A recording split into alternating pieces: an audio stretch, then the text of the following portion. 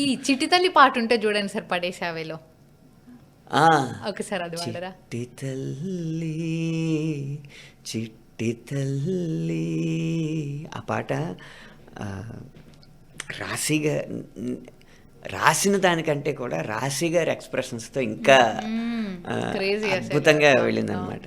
చునియా నాకు ఎలా అయినా కావాలి ఇలాంటి, అది లాలిపాట్ల లాలిపాట లాంటి అనుభవం కావాలి కానీ కాకపోతే లాలి లాలి అనకుండా కావాలని అడిగారు అనమాట. చాలా మంచి సందర్భం. అయితే అనూప్ గారు ఏం చెప్పారంటే, ఇన్ని కండిషన్స్ ఉన్నాయి కాబట్టి మీరే ముందు రాయండి, తర్వాత ట్యూన్ చేస్తానన్నారు. అలా ఇది ఓ సీత ఒకసారి వాడరా సార్, దానికి సపరేట్ ఫ్యాన్ బేసే ఉందనుకోండి, చాలా మంది రింగ్ టోన్స్ కూడా పెట్టుకుర్రు. ఈ స్క్రిప్ట్ చదివిన తర్వాత అమ్మాయి ఒరిజినల్ పేరు ఏదున్నా అతని ఒరిజినల్ పేరు ఏమున్నా ఈ సీత రామ అన్న పేర్లతోనే స్క్రిప్ట్ ఎక్కువ ఉంది అని అనిపించింది. అప్పటికి సీతారాము అన్న పేరు పెట్టలా, పేరు ఫిక్స్ గా ఉంది, పాటలు రాసేసి అప్పటికి సీతారాము అని పెట్టలేదు. అప్పుడు ఈ పాట సీతారామన్ సినిమాకి 2 పాటలు రాసా. ఆ పాటలు రాస్తున్నప్పుడు అది కరోనా సమయం అన్నమాట. ఎవరితోనూ నేరుగా మాట్లాడుకునే సందర్భం లేదు. డైరెక్టర్ గారు స్టోరీ చెప్పడానికి మొత్తం స్క్రిప్ట్ నాకు పంపించారు PDF.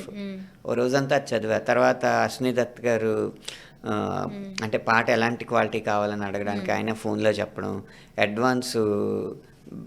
అడ్వాన్స్ ఏమో ఆన్లైన్ ట్రాన్స్ఫర్ చేస్తే అది నాకు మెసేజ్లో రావడం, తర్వాత పాట రాసిన తర్వాత వాట్సాప్ వాయిస్ నోట్లలో పాట పాడి పంపడం, అందులో వాళ్ళు సెలెక్ట్ చేసుకున్న ఆప్షన్స్కి చరణాలు రాయడం, తర్వాత కూడా అడ్వాన్స్ మళ్ళీ బ్యాలెన్స్ ఆన్లైన్ ట్రాన్స్ఫర్ జరగడం, అది మెసేజ్ రావడం, ఇవన్నీ కూడా ఎవరిని ముట్టుకోకుండా కూడా కదా, కనీసం ఎవరిని చూడకుండా జరిగిన పని అనమాట అది.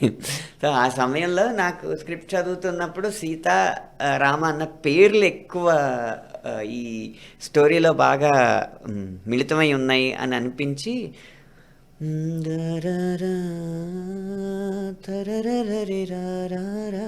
అని ట్యూన్ వినగానే సీత 2 అక్షరాలే కదా, ఓ అనేది యాడ్ చేద్దాం అని చెప్పి ఓ సీత వదలనిక తోడవుతా రోజంతా అడుగులిడు నీడవుతా అని మొదలుపెట్టి, మళ్ళీ అమ్మాయి రెండో పల్లవి తిరుగు పల్లవి వచ్చినప్పుడు మళ్ళీ అబ్బాయి ఓ సీత అని రిపీట్ చేయకుండా అమ్మాయికి హాయ్ రామా ఒకరికొకరవుతామా అని రాసా. ఆ 2 పేర్ల వల్ల ఆ పాట అంత ముందుకెళ్ళింది అనమాట. ఆ పాట తర్వాత బృందానికి అనిపించింది సీతారామం అని పేరు పెడితే ఎలా ఉంటుందని చెప్పి అలా